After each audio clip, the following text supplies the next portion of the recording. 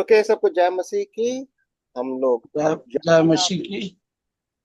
यूहन्ना का चौथा अध्याय खत्म कर चुके हैं। और अभी हम पांचवें अध्याय की ओर जा रहे हैं। पर यूहन्ना के चौथे अध्याय के अंदर हमने देखा कि यीशु सामरिया छोड़कर यहूदा की ओर दाखिल हो रहा है। पर लेकिन उसके पहले यीशु ने बहुत एक दुखी शब्द बोले कि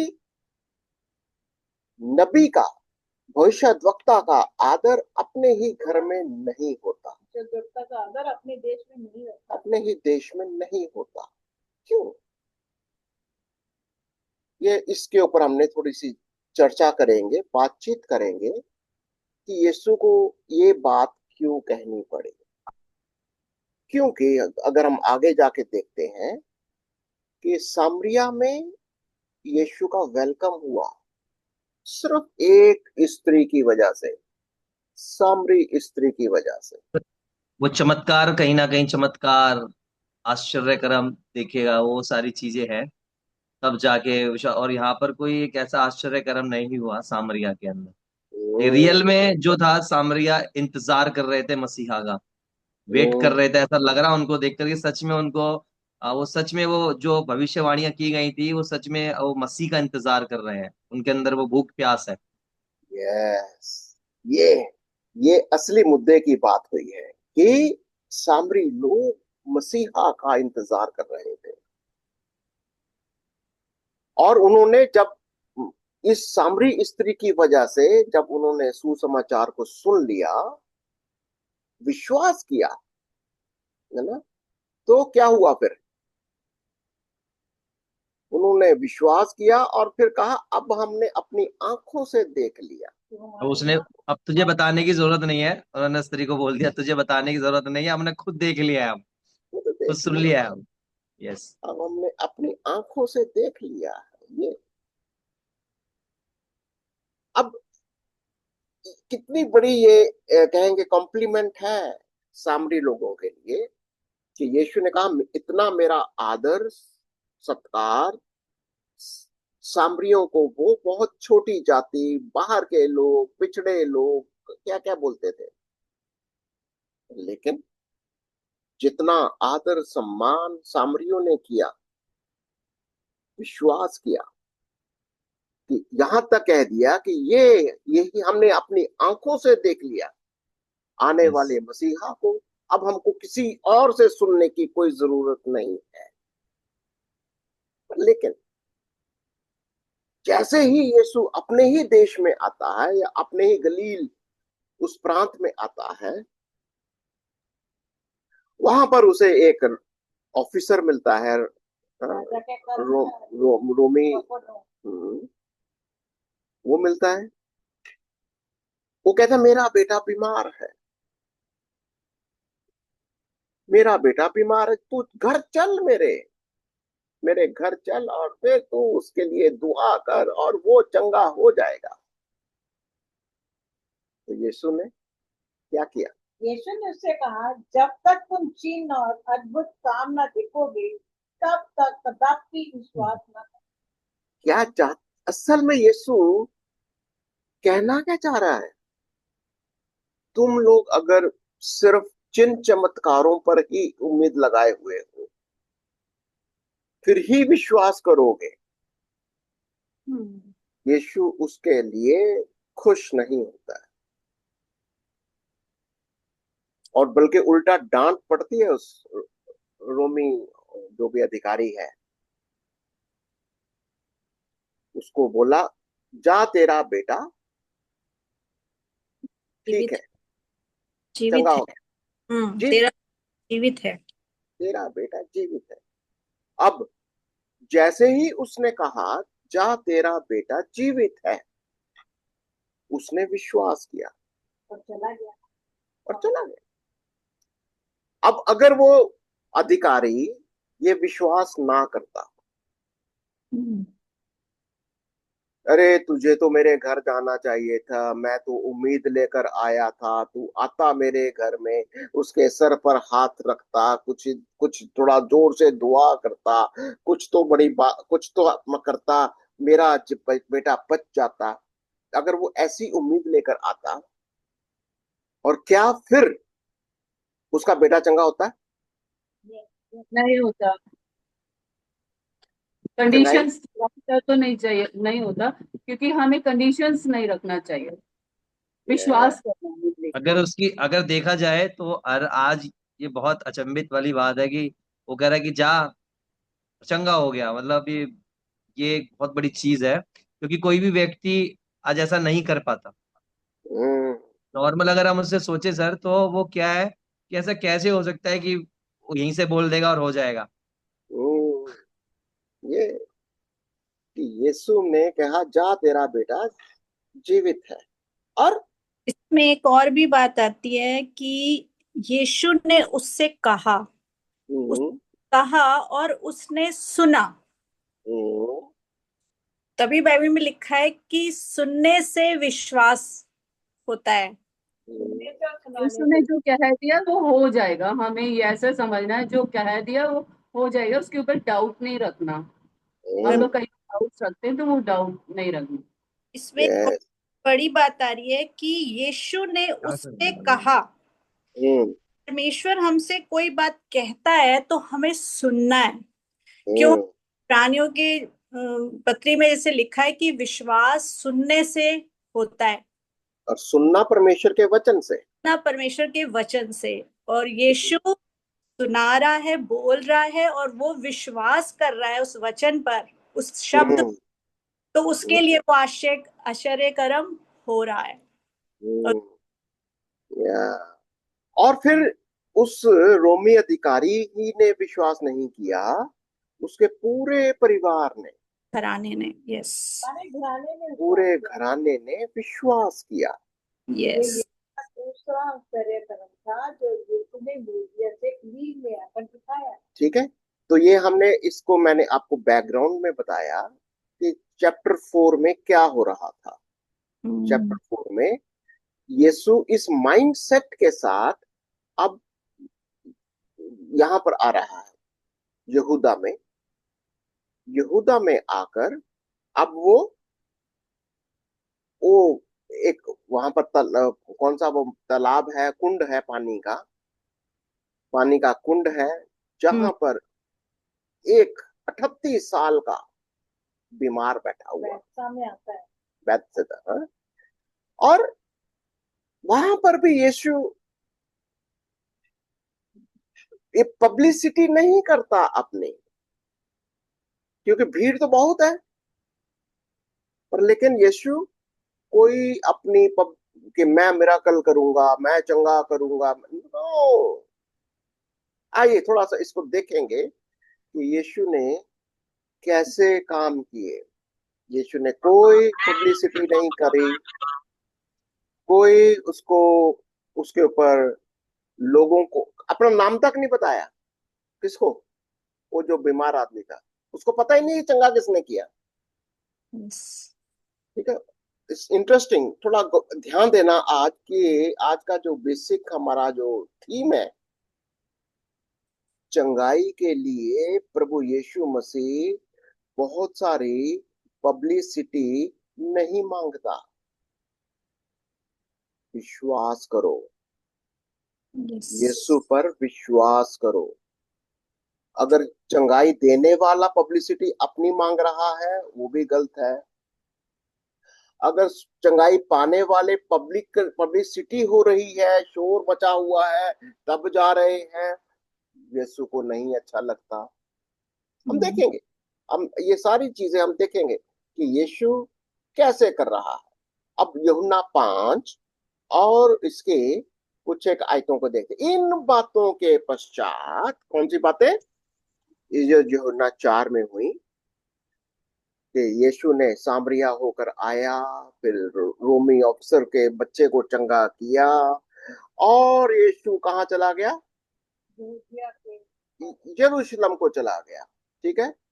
यहूदियों का एक पर्व था। बहुत भीड़ होगी पर्व के अंदर, बड़ी Yes. भीड़ है, बहुत लोग हैं।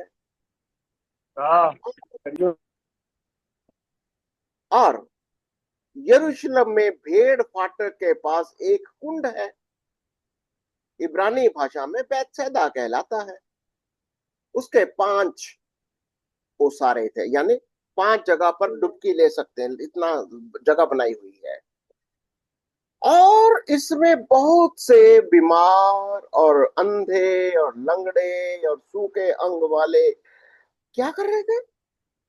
पानी के हिलने की आशा में पड़े रहते थे,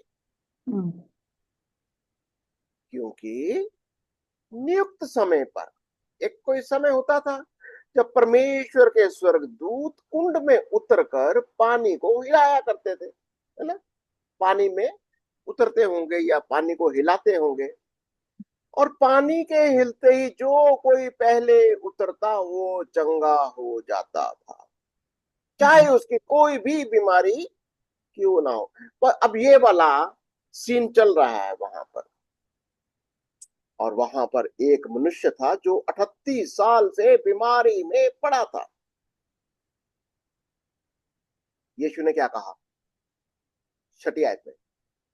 यीशु ने उसे पड़ा हुआ देखकर और ये जानकर कि वह बहुत दिनों से इस दशा में पड़ा है, उससे पूछा, क्या तू चंगा होना चाहता है? क्या तू चंगा होना चाहता है? बीमार ने क्या कहा? उस बीमार ने उसको उत्तर दिया, हे प्रभु, मेरे पास कोई मनुष्य नहीं कि जब पानी हिलाया जाए तो मुझे कुंड में उतारे, परंतु मेरे पहुंचते पहुंचते दूसरा मुझसे पहले उतर जाता है। ओके, चंगा तो मैं होना चाहता हूँ, क्या ना क्या कह रहा हूँ? चंगा तो मैं होना चाहता हूँ, पर मेरा कोई मददगार नहीं। मेरी उम्मीद इस कुंड के अंदर कोई स्वर्गदूत उतरते हैं जो पानी को हिलाते हैं, और सबसे पहले जो भी डुबकी लेता है वो चंगा हो जाता है। पर ना तो मेरी अपनी ताकत है, ना मेरा कोई मददगार है। ये अब यीशु ने क्या किया? यीशु ने क्या किया? यीशु ने उससे कहा, उठ, अपनी खाट उठा और चल फिर। यीशु ने कहा, उठ, अपनी खाट उठा और चल फिर। और वह मनुष्य तुरंत चंगा हो गया और अपनी खाट उठाकर चलने फिरने लगा। एकदम से वो उठकर चलने फिरने लग गया। और ये कौन सा दिन था?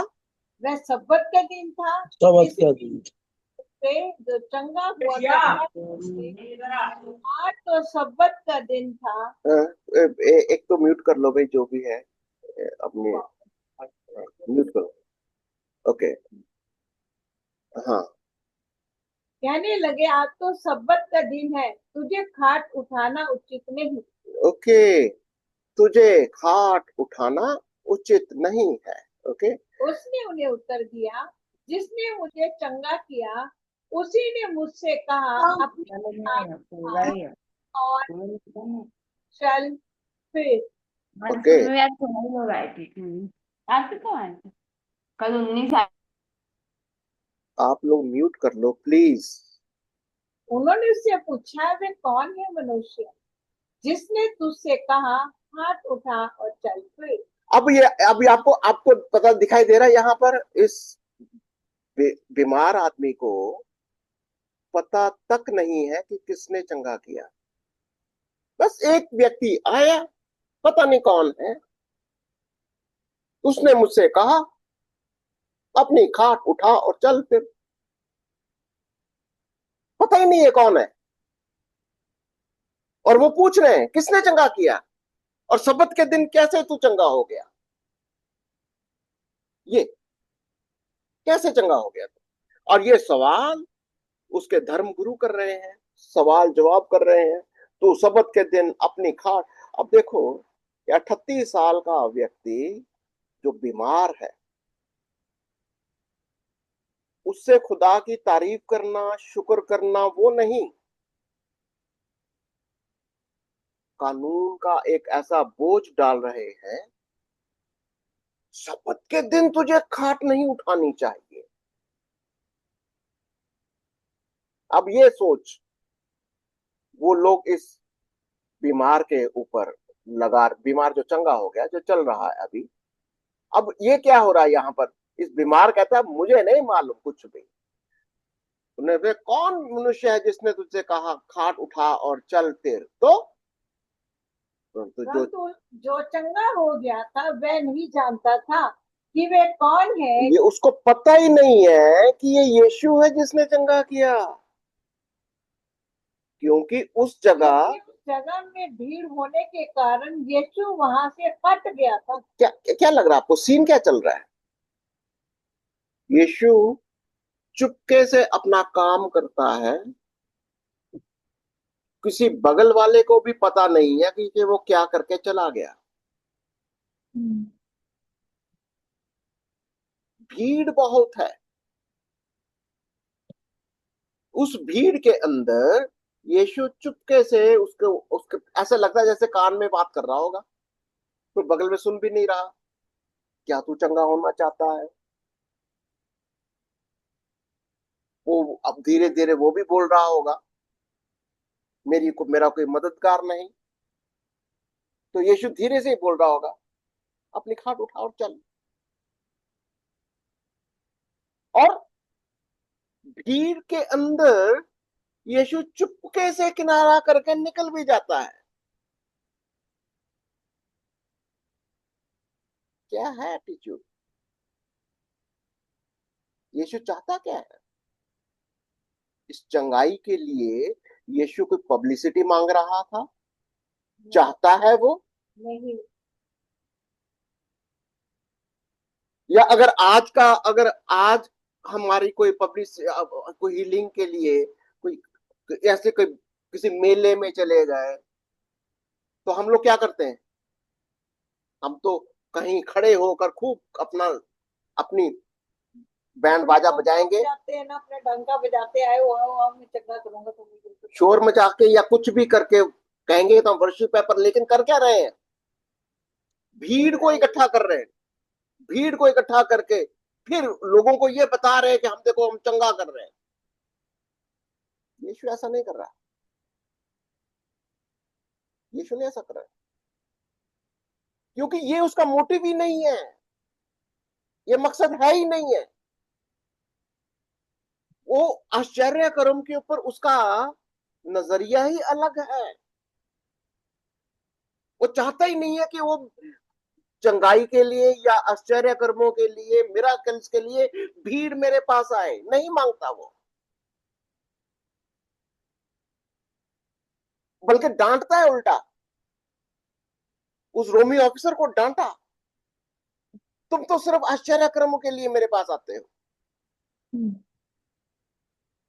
उन लोगों को बोला तुम लोग मेरा स्वागत ही नहीं करते। कौन लोग? गलील के लोग। उस भविष्यद्वक्ता का तुम आदर ही नहीं करते, ये कह रहा हूं। तुम लोग पानी से दाखरस बना, बस तुम्हारी बल्ले बल्ले कर रहे हो और पानी से दाखरस बनाया क्यों? इसलिए तुम लोग मेरे मेरे ऊपर ज्यादा मेरा मेरा आदर कर रहे हो। असल में पानी से दाखरस भी नहीं बनाना चाह रहा था यीशु, याद है दूसरे अध्याय के अंदर? तो उसकी माता ने बोला अभी मेरा समय नहीं आया बोला। हाँ, वो नहीं चाह रहा था, वो पानी से दाखरस का भी उसका मन नहीं था, पर लेकिन क्योंकि उसकी माँ ने बोला चलो कोई बात नहीं, उसने किया। तो यहां पर यीशु का एटीट्यूड देखने वाली बात है कि यीशु मिराकल्स के लिए पब्लिसिटी नहीं मांग रहा था, और ना ही चाहता कि लोग पब्लिसिटी के लिए, बहुत बड़ा भीड़ नहीं चाहिए उसको। और क्या हो रहा है यहाँ पर टीचिंग निकल रही है कि वहां से थोड़े दिनों के बाद, यहां से पढ़ो 14वीं आयत में, इन बातों के बाद यीशु को मंदिर में मिला। कौन मिला? वो बीमार जो चंगा हो गया था। यीशु ने उससे कहा, देख तू चंगा हो गया है, हम्म, फिर से पाप मत करना, फिर से पाप मत करना। ऐसा न हो कि इससे भी कोई भारी विपत्ति तुझ पर आ अब पड़े। यहाँ पर यीशु कहना क्या चाह रहा है? ये तुम्हारे अंदर जो बीमारी आई है, बीमारी का असली रूट कॉज प्रॉब्लम क्या है? तुम्हारी बीमारी का कारण 38 साल तक तुम यहां पर पड़े रहे, इसका कारण क्या है? सिर्फ और सिर्फ पाप। क्योंकि तुम पाप में हो और पाप की वजह से बीमारी है। और अगर तुम फिर से पाप करोगे, कहीं ऐसा ना हो इससे भी भयंकर बारी कोई बीमारी आ जाए। अब ध्यान देना, पाप एक कुंजी शब्द बन गया है।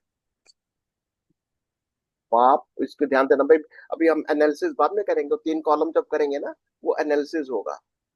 ध्यान दो, एनालिसिस क्या चल रहा है? चंगाई, पाप और चंगा करने वाला या चंगा होने वाला, ये सारे कुंजी शब्द बनेंगे।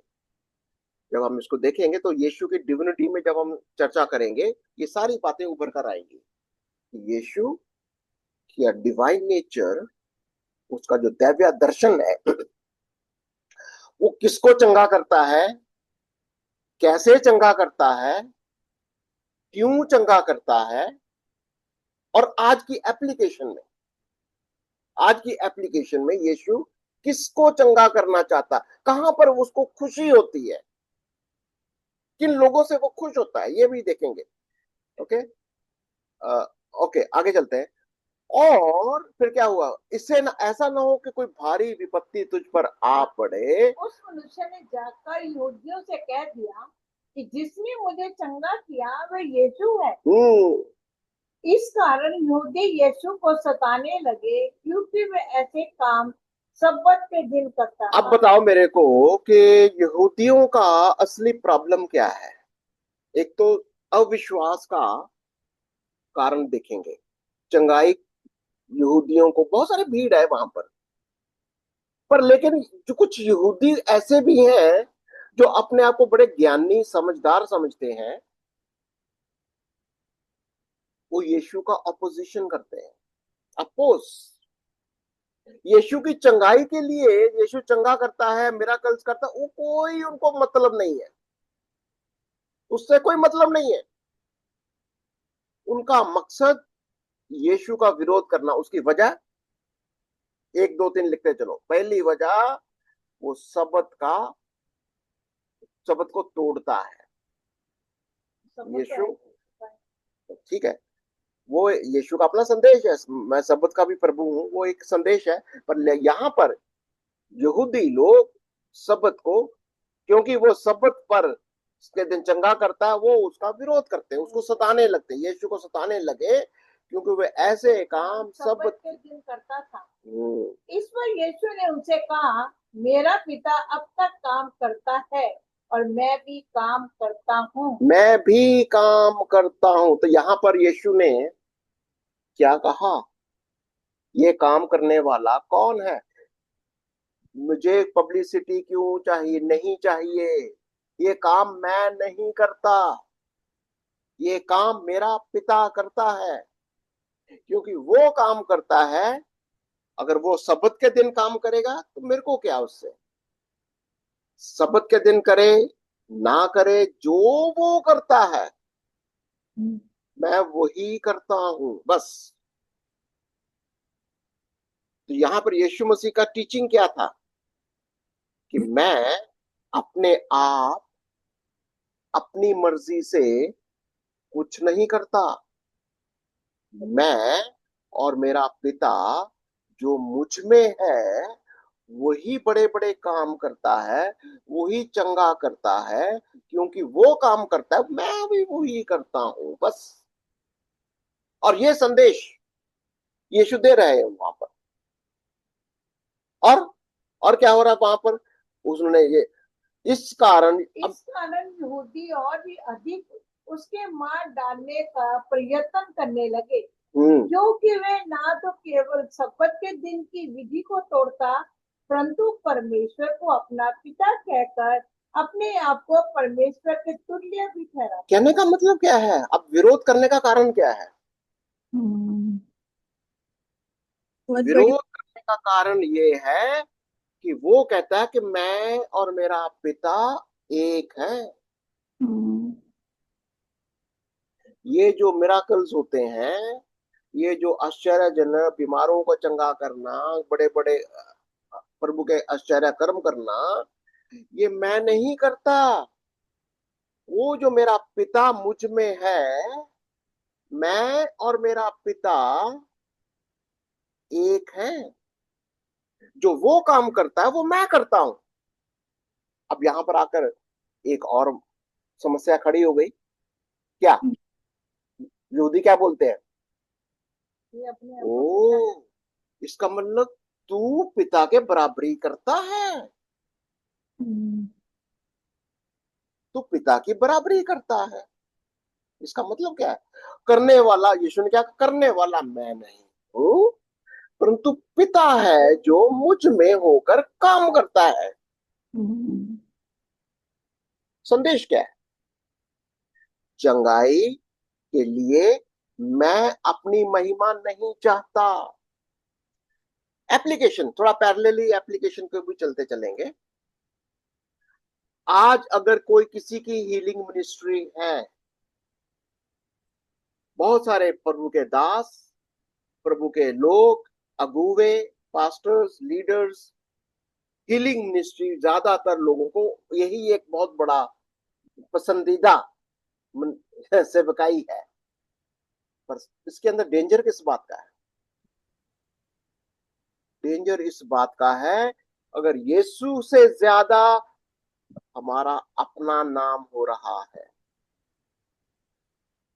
यीशु अपने नाम को बिल्कुल भी उजागर नहीं कर रहा। मैं नहीं कर रहा, मेरा पिता कर रहा है।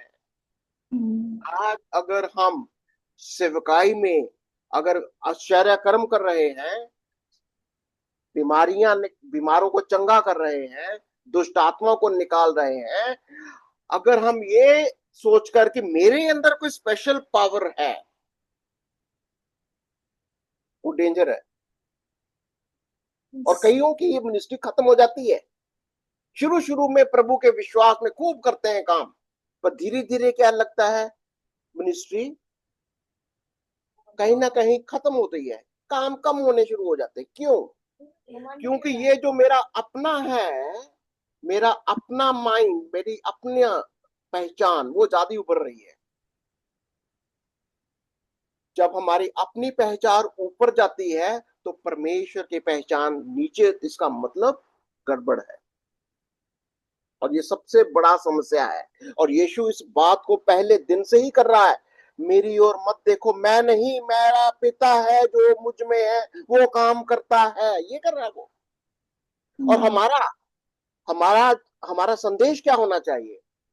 आज जो हम प्रभु की सेवकाई में, प्रभु ने कहा तो हम बीमारों को चंगा करते हैं, हम दुष्ट आत्माओं को निकालते हैं। संदेश क्या है? करने वाले हम नहीं हैं। है तो मैं और मेरा यीशु, मैं और मेरा पिता, हम एक हैं। ये मैं नहीं कर रहा, मेरे अंदर से यीशु है जो ये काम करता है। पिता परमेश्वर है, पवित्र आत्मा है जो मेरे अंदर से, मैं तो सिर्फ उसका एक टूल हूं। मेरे को सिर्फ वो इस्तेमाल करता है, बस, मैं कुछ नहीं हूं। यीशु का यही तो संदेश है। मेरी ओर मत देखो, तुम मेरी ओर भीड़ बन के मत आओ। मैं नहीं, उधर देखो, पिता की ओर देखो, ये कह रहा वो। परमेश्वर की ओर देखो, मैं और मेरा पिता एक है, ये कह रहा वो। डिविनिटी, मैं और मेरा पिता एक है, ये विश्वास करो। तो अब ये जो यहूदी लोग हैं, ये क्या कर रहे हैं? ये कहते तू अपने आप को पिता के बराबरी कर रहा है, परमेश्वर तो तुल्य ठहराता है। अपने आप को परमेश्वर के तुल्य ठहराता है। और इस पर यीशु ने उनसे कहा, मैं तुमसे सच सच कहता हूँ, पुत्र आपसे कुछ नहीं कर सकता, केवल वह जो पिता को करते देखता है, क्योंकि जिन जिन कामों को वह करता है उन्हें पुत्र उसी रीति से करता क्या है। दिखाई दे रहा है यहाँ पर? यीशु कैसे काम कर रहा है? जो पिता को कर, इसका मतलब नजरें उसकी हमेशा पिता की ओर लगी रहती हैं।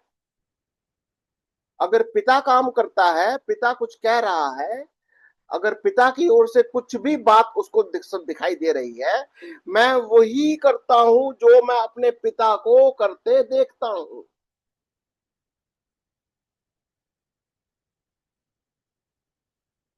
कई बार हम उतावली के ना, उतावलापन किसको कहते हैं? सेवकाई में उतावलापन ठीक नहीं होता। जल्दबाजी में सर पर हाथ रख दिया, जल्दबाजी में किसी के लिए दुआ कर दी। नो, यीशु ने कैसे चंगा किया था उस बीमार को? क्या तू चंगा होना चाहता है?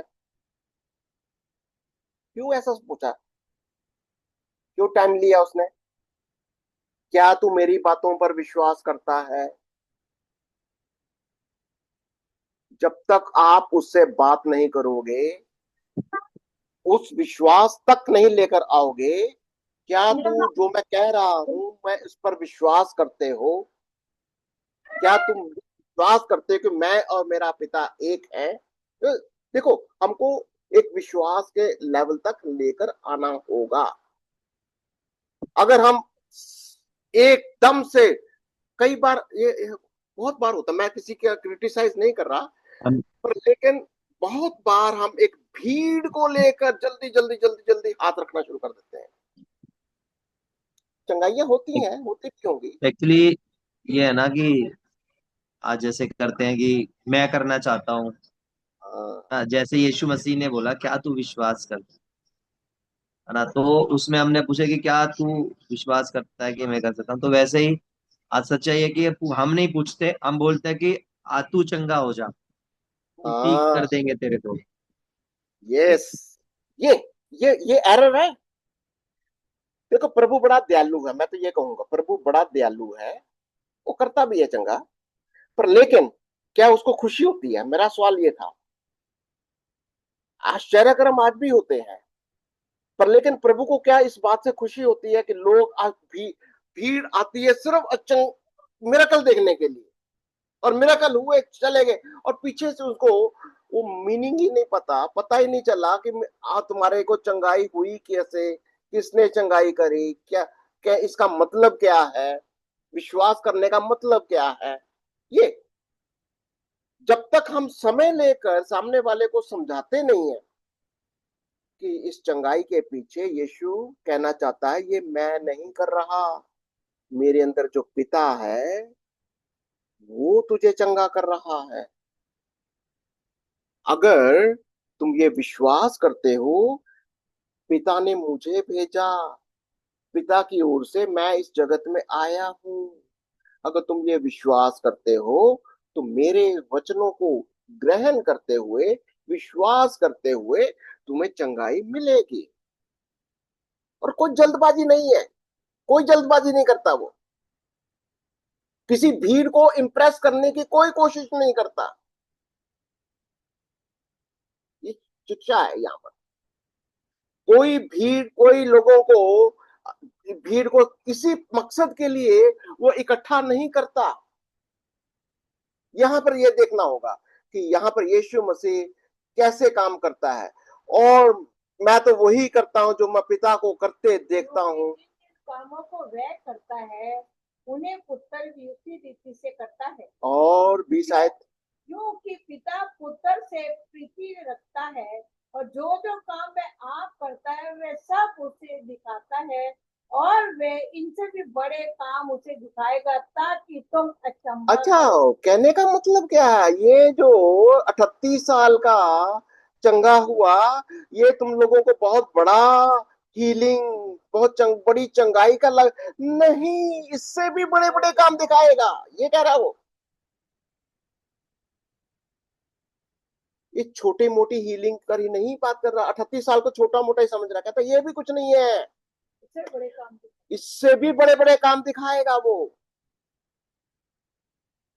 तुम्हारा दिमाग, तुम्हारा विश्वास, प्रभु यीशु मसीह कहता है, ये ये ये नहीं, मेरा पिता बड़े बड़े काम दिखाएगा। कैसे कैसे बड़े बड़े काम? देखेंगे आगे, देखेंगे आगे। कौन से बड़े बड़े काम? जैसा पिता कैसा? पिता मरे हुए को उठाता और जिलाता है, हम्म वैसे ही पुत्र भी जिन्हें चाहता है उन्हें जिलाता है। पिता किसी का न्याय नहीं करता, परंतु न्याय करने का सब काम पुत्र को सौंप दिया। ओ, आपको क्या लगता है बड़े बड़े काम क्या करेगा? मुर्दों को जलाएगा, न्याय करेगा, पापी का पाप का जो जो भी कारण है उसका वो न्याय करेगा, मुर्दों को जिंदा करेगा, मुर्दे उसकी आवाज को सुनेंगे, ये कह रहा वो। बड़े बड़े काम कि लोग क्यों करेगा, ये सारे काम क्यों करता है? 23 आयत क्यों करता है वो? कि लोग, सब लोग जैसे पिता का आदर करते हैं वैसे ही पुत्र का भी आदर ये करें। है मकसद। जो पुत्र का आदर नहीं करता वह पिता का जिसने उसे भेजा आदर नहीं करता। हाँ, जब उसने कहा था ना, जब भविष्यद्वक्ता का आदर नहीं होता, इसका क्या मतलब है? अगर भविष्यद्वक्ता मिराकल करता है, भविष्यद्वक्ता का आदर हो गया, पर पिता का तो आदर नहीं किया ना। अगर पिता का तुम आदर नहीं करते, अगर पिता ने पुत्र को भेजा है, इस बात की परमेश्वर की महिमा नहीं करते, तो प्रभु को आश्चर्य कर्म करने के लिए कोई खुशी नहीं हो रही, उसका उसको नहीं खुशी हो रही, और बहुत दुखी मन से कह रहा है वो, तुम लोग सिर्फ मिराकल देखना चाहते हो, तुम्हारे को ये असली बात बीच में ये है कि ये आश्चर्यजनक काम मैं इसलिए करता हूं कि पिता का आदर हो। जैसे जो पुत्र का आदर नहीं करता वो पिता का नहीं करता, पिता का नहीं करता वो पुत्र का आदर नहीं करता, ये बात। और क्या हो रहा है वहां पर? मैं तुमसे सच सच तुमसे सच सच कहता हूँ, जो मेरा वचन सुनकर मेरे भेजने वाले पर विश्वास करता है, अनंत जीवन उसका है। बस, और दंड की आज्ञा नहीं होती, की आज्ञा नहीं होती, परंतु वह मृत्यु से पार होकर जीवन में प्रवेश देखो, कर चुका। अब जब यीशु चंगाई कर रहा है, मिराकल्स कर रहा है, आश्चर्यजनक काम कर रहा है, महिमा क्या होनी चाहिए? यीशु मसीह की और पिता परमेश्वर के, क्योंकि पिता ने सारा अधिकार पुत्र को दे दिया। पुत्र ये बड़े बड़े काम करता है, ये कह रहा है वो, कि सारा आदर पिता ने, सारा अधिकार, सब कुछ पुत्र को दे दिया। और जो मेरे वचन सुनकर मेरे भेजने वाले पर विश्वास करता है, अनंत जीवन उसका है। ये है असली अनंत जीवन, ये है असली मिराकल। और उस पर दंड की आज्ञा उस पर दंड की आज्ञा नहीं, परंतु वह मृत्यु से पार होकर जीवन में प्रवेश कर चुका है। देखा, और मैं तुमसे सच सच कहता हूँ, वे समय आता है और अब है जिसमें मृतक परमेश्वर के पुत्र का शब्द सुनेंगे, और जो सुनेंगे वे जिएंगे। कौन सुनेगा? मृतक, मुर्दे लोग परमेश्वर के पुत्र का, यीशु मसीह का शब्द सुनेंगे, और जो शब्द सुनेंगे वो जिएंगे, अनंत जीवन में दाखिल हो जाएंगे। ये है असली मिराकल। ये होगा यीशु मसीह का बड़े बड़े काम पुत्र करने जा रहा है, क्योंकि जिस रीति से पिता अपने आप में जीवन रखता है, उसी रीति से उसने अपने पुत्र को भी यह अधिकार दिया है कि अपने आप में जीवन। तो यीशु के पास क्या अधिकार है? जीवन का, जीवन देने का अधिकार। तुम मर भी जाओगे तो भी जियोगे, ये पिता ने सारा अधिकार पुत्र को दे दिया, ये बात ठीक है। ओके, वर्ण उसे न्याय करने का भी अधिकार दिया, इसलिए कि वह मनुष्य का पुत्र है। अचंबा मत करो, क्योंकि वे समय आता है कि जितने कब्रों में है वे उसका शब्द सुनकर निकल आएंगे। यानी सबसे बड़ा मिराकल क्या होने जा रहा है? आपको कुछ आइडिया लग रहा है यहाँ पर? बाहर आएंगे। सबसे बड़ा मिराकल, सबसे बड़ा आश्चर्यक्रम क्या काम होने जा रहा है? मुर्दे कब्रों में से निकला है कि यीशु का शब्द। जब यीशु आएगा, मैं हमेशा जब भी मैं प्रकाशित वाक्य का रेफरेंस लेके कहता हूं, रैप्चर कब होगा? जब रैप्चर होगा सबसे पहले कौन उठेगा? मुर्दे जी उठेंगे। पहले मुर्दे जी उठेंगे, फिर हम जो जिंदा हैं, अगर जिंदा रह गए, उठा लिए जाएंगे। आ लिए जाएंगे। पहला थिस्सलुनीय 4:13 से 17-18 देख लेना जरा, यस।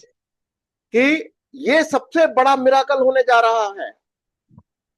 यीशु मसीह जब आएगा, आने से के आने के ठीक आने से पहले कहता, पलक झपकते ही मुर्दे जी उठेंगे। पलक झपकते ही हम जो जिंदा हैं जमीन से, यहां से उठा लिए जाएंगे और हम यीशु के साथ रहेंगे। और यीशु के साथ 7 साल का पीरियड, 7 years ऑफ ट्रिबुलेशन, याद रख लेना।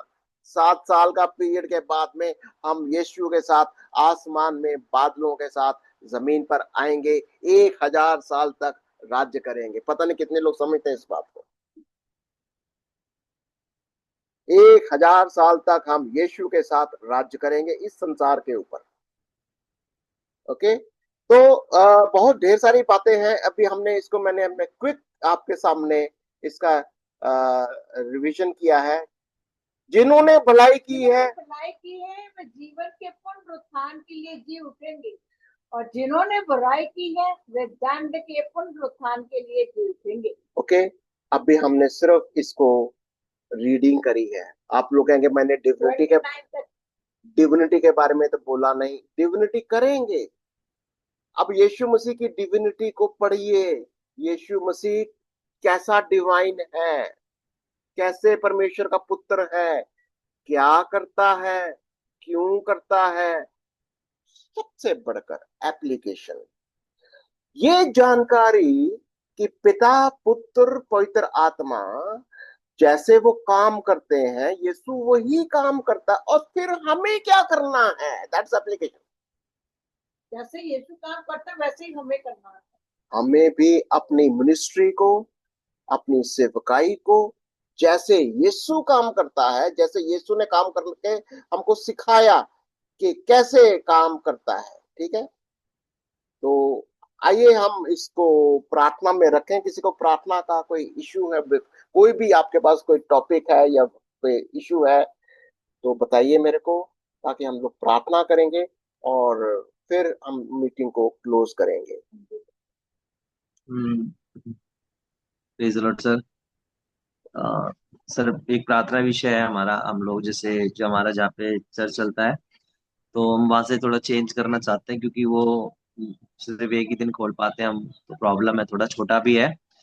तो एक 100 गज के लिए हम लोग ट्राई कर रहे हैं कि 100 गज का हमें बात चल रही है, 100 गज का ले रहे हैं। तो प्रार्थना करिएगा कि उसका इंतजाम हो सके, और वो थोड़ा रेंट थोड़ा ज्यादा बता रहा है तो वो कम कर सके, तो उसके लिए मैं चाहता हूँ प्रार्थना। ओके, ठीक है। और कुछ प्रार्थना करेंगे जना? एक चलो आप प्रार्थना करिए, फिर बाद में और भी प्रार्थनाएं करेंगे।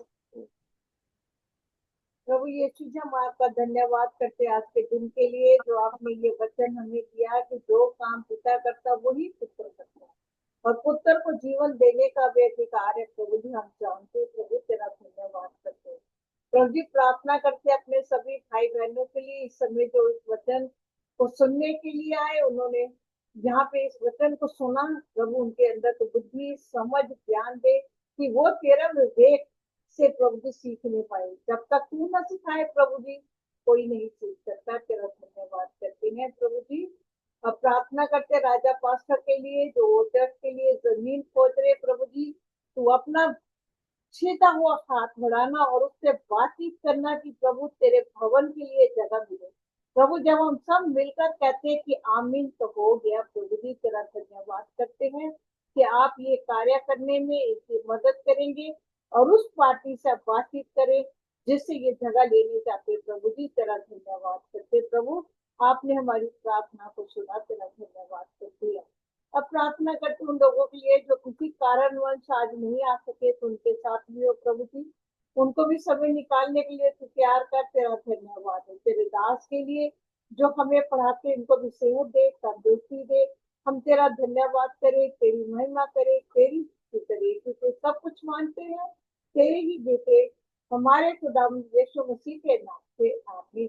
आमीन एंड आमीन। आप लोग जो YouTube में देख रहे हो, फेसबुक पर देख रहे हो, आप जरूर इसे सब्सक्राइब करिए, लाइक करिए, बेल बटन को जरूर दबाइए, ताकि आपके पास हमारे सारे वीडियोस जो हम परमेश्वर के वचन, सिर्फ परमेश्वर का वचन हम सुनाते हैं, और आप परमेश्वर के वचन से एकदम से इक्विप हो जाएं, वचन को जानिए, और परमेश्वर की सेवकाई में, जैसा प्रभु यीशु के आने का समय बहुत निकट है, अपने आप को तैयार करिए, दूसरों को भी मदद करिए। प्रभु आपको बहुत आशीष दे।